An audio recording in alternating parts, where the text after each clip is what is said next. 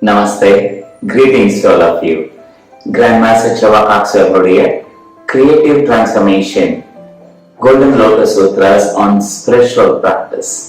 இந்த டாபிக்ல on Guru அப்படிங்கிற டாபிக்ல வரக்கூடிய முக்கியமான சூத்ரா என்ன அப்படிங்கறத நீங்க பார்ப்போம்.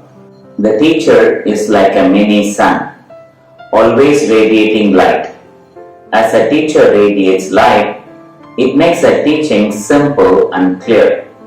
Mysterious subjects become easy to understand due to the transmission of teachings to the students. Transmission is both received internally and externally. இந்த சூத்ரா வந்து 5 மிக ஆழமான உண்மைகளை நம்மளுக்கு வெளிச்சம் போட்டு காமிக்குது. இதுல முதல் சைடு என்னது, the teacher is like a mini sun, always radiating light சொல்லிட்டாங்க. ஒரு குட்டி சூரியன் மாதிரி எப்பொழுதுமே ஒளி வீசிட்டே இருக்காங்க. இந்த ஒளி வீசிட்டே இருக்காங்க அப்படின்னு சொல்லும் போது இந்த சீடர்களுக்கும் அந்த குருக்கும் உள்ள உறவு இருக்கு இல்லையா, அது சூரியன் சந்திரன் மாதிரி. சூரியன்ல இருந்து அந்த ஒளியை வாங்கிதான் சந்திரன் வந்து தன்னுடைய பிரகாசத்தை காமிக்க முடியும். அப்போ டிசைபிள் வந்து எப்பவுமே ரிசீவ் பண்ணிட்டு இருக்கு, சூரியன் வந்து எப்பவுமே கொடுத்துட்டு இருக்கு. அந்த மாதிரி மினி சூரியன் வந்து குரு. அது முதல் செய்தி. Always radiating light. இந்த குருவோட ஒளி படுறதுனால டீச்சிங்ஸ் வந்து சிம்பிளாகவும் ஈஸி டு லேர்ன் ஆகவும் இருக்கு. அந்த குருவோட வெளிச்சம் இல்லைன்னா, அந்த குருவோட அறிவு ஞானம் இல்லைன்னா நம்ம கத்துக்கக்கூடிய பாடங்கள் எல்லாம் கடினமா இருக்கிறதுக்கு வாய்ப்பு இருக்கு. பாடங்கள் என்னது வெறும் புஸ்தகத்தின் மூலமா வர்றது கிடையாது. வாழ்க்கையே ஒரு பாடம், ஆத்மாவை பொறுத்த வரைக்கும் இல்லையா. அது வாழ்நாள் முழுக்க அது முன்னேறதுக்காக எடுத்துக்கிட்ட அந்த முயற்சி. லைஃப் இஸ் எவல்யூஷன் மாதிரி. லைஃப் சொல்லக்கூடிய அந்த ஜீவ சக்தி, ஆத்மால இருந்து வரக்கூடிய அந்த ஒளி தான் மேலும் முன்னேறதுக்காகவே பிறகு எடுத்திருக்கு.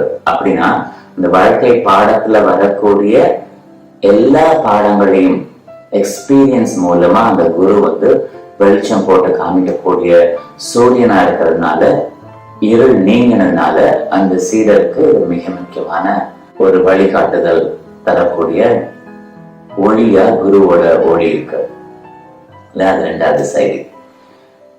மூணாவது செய்தி வந்து mysterious teachings becomes easy to understand. Mysterious அது ஈஸியா புரியுறது மட்டும் இல்ல, ரொம்ப ஆழமான உண்மைகள், இதுவரைக்கும் யாருக்கும் புரியாத அளவுக்கு இருக்கக்கூடிய உண்மைகள் வந்து ஈஸியா புரியுற மாதிரி குருவோட பிரசன்ஸ் வந்து நமக்கு காமிக்குது.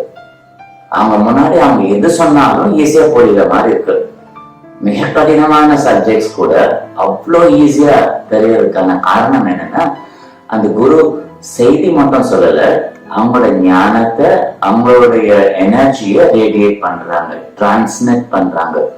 அப்ப டீச்சிங்ஸ் வந்து ரெண்டு விதமா டிரான்ஸ்மிட் ஆகுது. ஒண்ணு வந்து எக்ஸ்டர்னலா டிரான்ஸ்மிட் ஆகுது. எக்ஸ்டர்னலா சொல்லும் போது என்னது, சத்தம் வழியா, அவங்க எழுதின புஸ்தகங்கள் வழியா, அது வந்து எக்ஸ்டர்னலா சவுண்ட் அண்ட் புக்ஸ் வழியா எக்ஸ்டர்னலா டிரான்ஸ்மிட் பண்றாங்க. ரெண்டாவது டீச்சிங்ஸ் வந்து இன்டர்னலா. இன்டர்னல்னா அந்த ஆத்மாவோட ஒளி, அந்த குருவோட ஒளி நம்ம மேல படும்போது, இல்ல வெர்பல் டீச்சிங்ஸ், குருவோட வார்த்தை அந்த சவுண்ட் வழியா வரும்போது அவங்ககிட்ட வந்து எனர்ஜியை டிரான்ஸ்மிட் பண்றாங்க.